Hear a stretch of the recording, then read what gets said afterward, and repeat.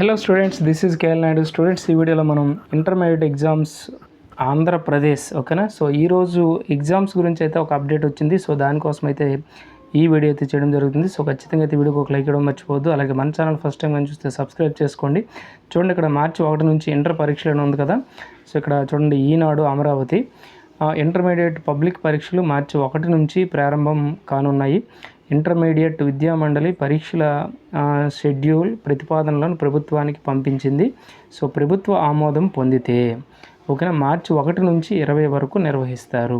అంటే ఒక intermediate board అయితే గవర్నమెంట్కి ఒక షెడ్యూల్ని అయితే పంపించింది.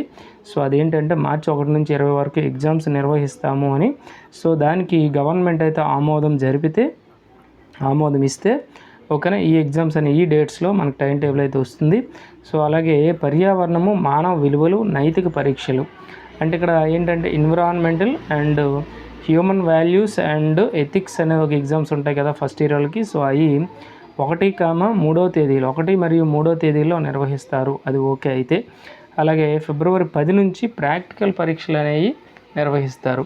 ఓకేనా ఈ షెడ్యూల్ని గవర్నమెంట్ అయితే ఆమోదిస్తే మాత్రం ఇలాగే యాజ్ ఇట్ ఈస్గానే జరిగిపోతూ ఉంటాయి.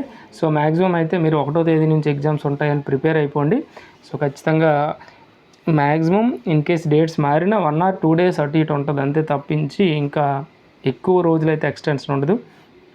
మీకు మ్యాక్సిమం మార్చి 1 అనేది కన్ఫర్మ్ అయిపోవచ్చు. ఓకేనా. సో స్టూడెంట్స్ ఖచ్చితంగా అయితే ఈ వీడియోకి ఒక లైక్ ఇవ్వడం మర్చిపోవద్దు స్టూడెంట్స్. Thank you.